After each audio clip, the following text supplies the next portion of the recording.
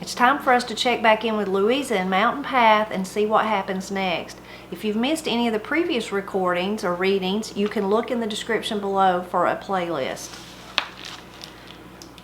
They went into the big house, and some of Lee Buck's first concern for haste returned to him, so that he hardly gave Corey and Teacher time to hunt clean white rags for Chris before setting off down the valley.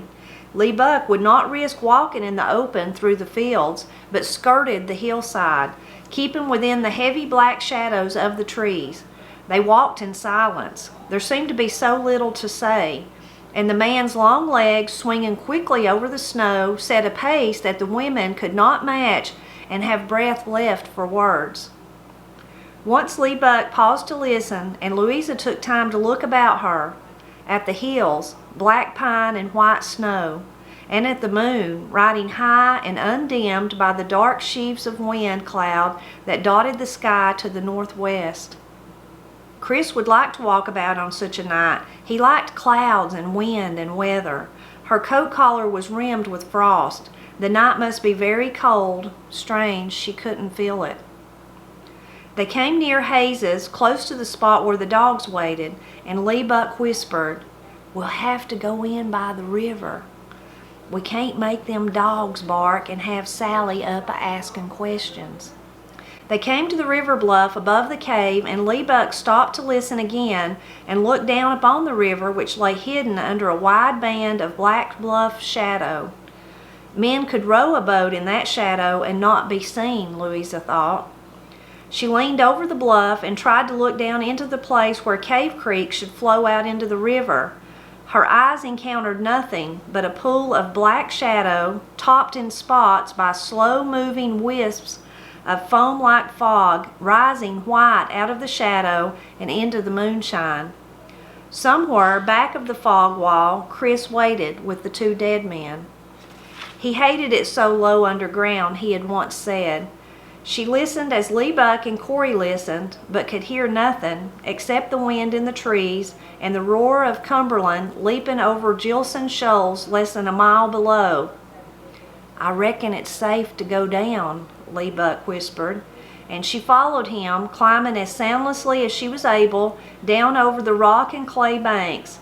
She cut her hand on a jagged bit of limestone and did not know it until she wiped frost from her face and tasted blood. The water was higher than the other time she had come. She could not see and would have walked into it had Corey not whispered that it was there, and caught her arm and led her around the slippery frozen bank. Then from the sudden rush of warm air and the death of all sound, she knew they were in the cave. They groped their way in darkness until Lee Buck whispered, "I'll light the lantern now," and stopped and struck a match with his thumbnail and put it to the lantern wick and turned it low so that the light was weak and blue, but strong enough to throw his shadow, a huge misshapen giant, wavering over the walls. A pebble crashed gently against Corey's foot. "It's me," Hayes said from somewhere farther back in the darkness. "I ain't got no light, and I can't get back to Chris." "See or hear anything?" Lee Buck asked when they had come up to him. "Nothing." "Them two must have been on their own?" "I reckon so. The high sheriff didn't send 'em. If'n he'd wanted Chris, he'd have come himself." "I reckon so. Nobody knows where they may be?" "'Ceptin' maybe the man they got the boat from. When they don't turn up, whoever he is, he dassn't say nothing." "No, they'd be a suspicionin' him." They walked on, and Louisa watched the shadows on the damp walls and thought of nothing. The warm cave air brought life back to her numb hands and feet, and with it sharp stinging pains. She was glad of the pain. It was the only thing that linked her with reality. The long wait by the fire, and now this walk among the wavering shadows that seemed more real than the people who walked with her, such things had no part in the life of her who had been Louisa, but rather moments in the life of that someone who walked in the cave, afraid to let herself believe or hope or think. It seemed such a long way. She had not come half so far the day she had hidden away in here to smoke a cigarette. That was so long ago. Now they were only past the first turning. She remembered the same white shine of a three-pronged stalactite that must be the stone on which she had sat to smoke the cigarette, and Chris on the big one by it. Why did they go so slowly? Lee Buck's legs in the lantern light went quickly enough, but they seemed to go nowhere, like the legs of a man on a treadmill. Corey complained behind her, "Don't wear yourself out a-walking so, teacher." She was side by side with Lee Buck now. He looked at her and said, "You hadn't ought to come into this like this, teacher." "I want to see Chris," she said. Lee Buck pointed into the darkness ahead. "He's all right, like I told you. There's his carbide, still a-shining." But the carbide was nothing more than a band of light across the floor of the passage and showed only rocks and sand and a stretch of the cave wall. They came nearer the light and Lee Buck called out, "You there, Chris?" And a voice like Chris's voice, yet terribly unlike it, answered, "Yes." Louisa watched the lantern light and saw it slowly bring Chris out of the shadow. He leaned against the wall with one elbow on a narrow ledge of stone, and his head bent a little as it rested against the cave wall. "They get you, Chris?" Corey asked, her voice toneless with no question. "Not all the way," he answered, and when the light moved upward to his face, it showed blood, bright red and frothy, bubbling from his mouth. Louisa gave a sobbing, "Oh," and for the first time came to life and tried to think what she should do. "I'm not dead," Chris said, like them. His words were thick and muffled, but not quick and worried like Lee Buck's, carrying rather a note of exultation. Corey took the lantern from Lee Buck, turned the wick until the flame was clear and bright, and the light shone upon all the faces, and they, even to Hayes's, showed fear and trouble and a kind of awe, all but Chris's face. It was clean of everything, like a newborn child's. The bitterness and the hunger in his eyes were gone, while he stood, blood dribbling over his chin, and looked first away and then down at something in the lantern light. Louisa followed his glance and saw not far away a heavy, inert something in man's clothes sprawled upon a heap of stones. Chris's eyes rested there a little time, but soon came away, and Louisa followed them and saw what they saw. Another man lay there, so near she could have reached and touched him with her hand. Bill Daughtry, that must be. The stubble on his cheeks and chin was blue-black like his hair, but in the lantern light his eyes were bright and blue. The light shone full into his face, not that it mattered. His eyes were not concerned with the light or the people about him. They stared past it all into the roof of the cavern, and through that and beyond to some point that she might in time reach with her own eyes, but could not now. She felt no terror or repulsion or awe. The blood on Chris's chin and the exultation in his voice stood between her and the men on the cave floor. She could not think of them as men who had lived once and now, because of Chris, would not live again. Chris looked at the blue-eyed man a long time, so long that all the others looked at him, and Corey said, "He was a man too." Lee Buck plucked Chris's sleeve. "Come away, me and Hayes take you to the still room." Strange how Lee Buck spoke to him, as if the man he touched were not Chris at all, but a stranger come in his place.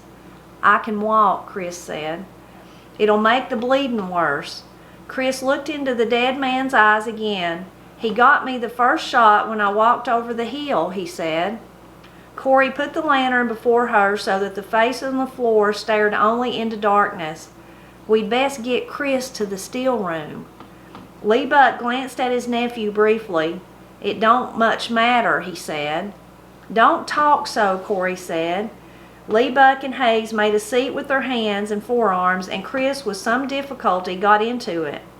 Louisa and Corey walked behind with the light. They said little. The two men seemed laboring under a great need for haste. Once Hayes did say, "Daylight comes slow," and Lee Buck answered, "Can't come too slow. We've got a sight to do this night." The still room was not far off. It was a small, low cavern, the floor made smooth with stones and sand. Louisa had always wanted to visit the place, but now that she was here, she saw nothing except the spreading stain on Chris's jumper and the bright red blood oozing from his mouth. The men laid him face downward on a shuck pallet in one corner of the room near the fire. "He'll bleed so that way," Louisa said. "Better to bleed out than in," Lee Buck said. How soon can you get a doctor?" "Doctor?" Lee Buck said, and they all looked at her while Chris struggled to say something and choked and strangled on his own blood. No one spoke again. She understood without their speaking. Chris could not have a doctor. He no longer belonged to the world that doctors and preachers moved in. She looked at Corey. You can't even take him to the house? He will have to stay in here in the cave?" And Corey nodded. Hayes put more wood on the fire until it burned brightly. Lee Buck turned to her. "Can you stay with Chris? We need Corey." "Yes. Is there anything I could do for him?" "Nothing." The others took the lights and went away. The fire flamed brightly and made red light and black shadows move over the uneven ceiling and walls of the room.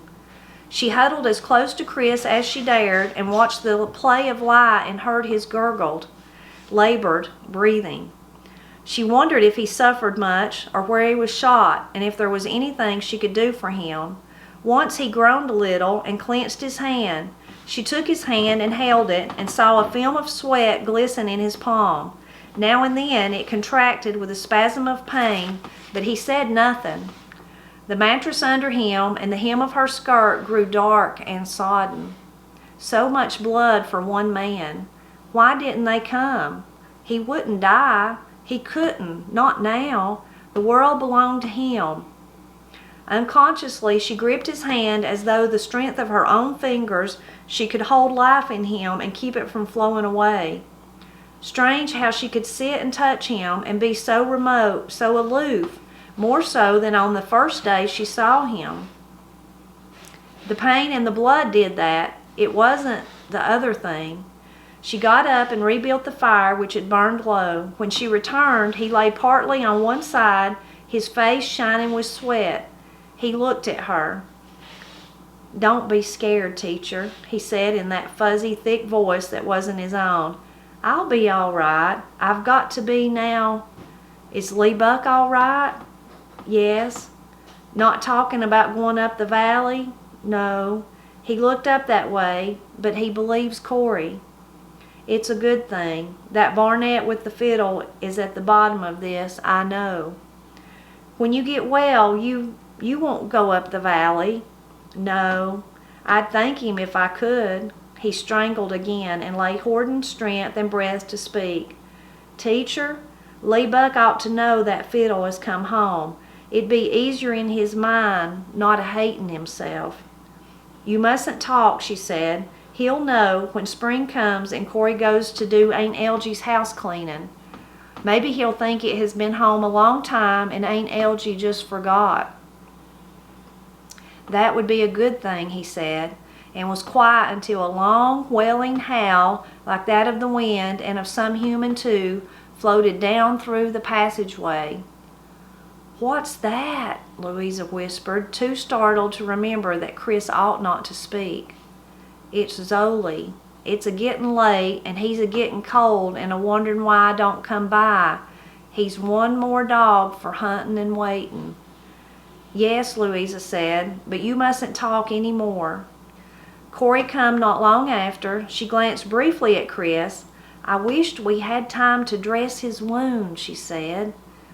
"Can't you take time? Surely." Corey sighed. She looked older, more like her sister, the Golston woman. "Teacher, you still can't see. Chris'll have to wait till we take care of them others. I come for to get you to help." "Leave Chris?" "Yes, you can't do him no good. I need you to help carry dry wood from here." They were just leaving with their arms full of wood when Lee Buck came. "How's Chris?" he asked without looking at him. "Same. What'd you come for?" I need some iron. Won't rocks in their guns and boots be enough? I ain't taking no chances. They left Lee Buck hunting iron and returned to the passage where Chris had stood. The dead men were gone. Only their blood remained. Corey searched out all the loose rocks and sand and, touched with blood that she could find, laid them in 2 piles over the 2 largest stains of blood, put the wood on them, and burned it. They waited until the fire died. Corey squatted on her heels then, and while Louisa held the light, stirred the ashes round and round and looked at the rocks. No sign, she said. Can we go back to Chris now? No, they need us down by the river. In the mouth of the cave, back of the fog wall, Lee Buck and Hayes were working with something in the lantern light. When she came up to them, she saw that they were stuffing corn and shucks into the gunny sacks. Corey said nothing, but started filling sacks too, hurriedly as the men filled them. Louisa helped, working in haste and silence as they worked. We can start toting and let the women fill, Lee Buck said after a time. He and Hayes each took a sack and disappeared into the fog wall. While they were gone a second time, Corey and Louisa filled the last sack. We can tote one 'tween us, Corey said. Louisa lifted one end and Corey the other, and they too walked into the fog wall. She felt her fingernails tearing under the weight of the sack of corn, but Corey's tenseness had crept into her so that she hardly noticed it. It was only a few steps through the fog and water to the boat the dead men had come in. Lee Buck's boat was there too. Lee Buck stood half hidden in fog curls and laid a sack of corn carefully into it. Hayes stood looking into the other boat. The fog shifted and Louisa saw the glint of a man's boot sole in the moonlight and a white blur that might have been a hand palm upward. Hayes laid on the sack they carried and the whiteness disappeared, but the boot sole glimmered on. We need a couple more sacks, Lee Buck whispered. They all went together for more sacks of corn. Did you watch for blood in the boats?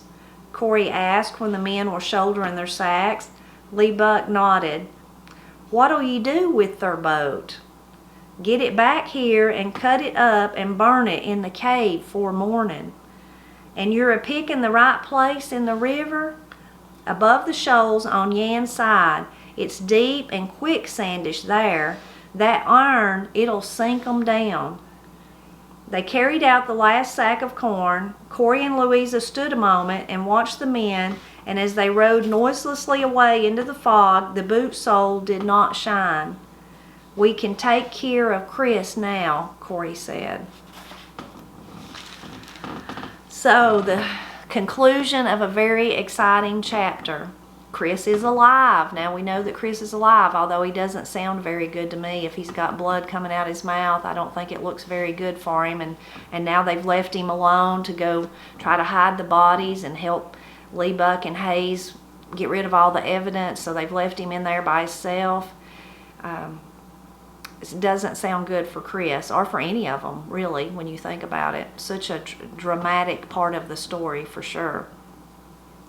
In this chapter, other than the continuation of the dramatic series of events, the things that jumped out at me was the cave, thinking about how cold it was outside, and when Louisa's walking through the snow and through the frost, and they'd left Corey's house, you remember, and Lee Buck's, where they were sitting by the fire, and now they've come on that cold journey where she had frost on her face and frost on her collar, and then they go into that cave and it's warm. I'm not one to be, I've never been in many caves, so there's that, but I'm not one that would want to be in many caves. I don't like feeling closed in, so I can't imagine traveling back through the cave and getting to where they were working on the steel. It sounds like it's a perfect setup for them, well hidden and all that, but that's not a place I would like. But I do think that's interesting how the earth kept that, because of its closed-in nature, how it's so warm inside there compared to what they're feeling outside. The other thing that jumped out at me is that Chris, even though he's dying, I think. It sounds like he's dying. He has this exultation, like it's all over. That was the first time that Louisa had seen his face, when it looked open and settled and all those things that she mentioned. So it's like he feels like his job is done, or whatever he needed to do, his revenge, like he's settled. He's okay with whatever happens. Which is so hard for me to understand, so hard for us to understand. But that's the good thing. A really good book makes you have those feelings like, what? Are you crazy? You're giving up your life. How does giving up your life fix all that other stuff? So that's just the sign of a good writer, like Arnow is. But it is interesting that Lee Buck and Hayes are kind of nervous, but they're just wanting to get all the mess cleaned up. Of course, Corey's nervous in the same way. Louisa's worried about Chris and being just bewildered, like, what in the world am I doing here, and how did I get in this mess? But Chris is the only one that's kind of at peace, and she sees it on his face that he's kind of like, okay, it's done, it's over, and it's all right. Very hard to understand, but a very powerful part of the book when you think about the whole situation that got him all the way, all the things we've read that got him to this situation, to where now he's kind of at peace. So that's a very interesting part of the book. I hope that you'll leave a comment and let me know what jumped out at you from this chapter, this continuation of the chapter. I read part of it last week because my throat was sore. I am feeling better, and thank you so much to everyone that sent prayers and kind words my ways. I so appreciate them, and I am feeling much better, much, much better. And I believe we have one chapter left, so please tune in next Friday. I think that's the last chapter. Maybe I'll just double check while we're sitting here so I can tell you if there's one or two left. I think it's the last one. It is. There's one chapter left. So next week we will find out how it all winds up for Louisa and Mountain Pass, so that I hope that you'll drop back by so that we can share that news together. It's kind of seems like it's going to leave us at a sad place for sure, but we'll just have to read and find out.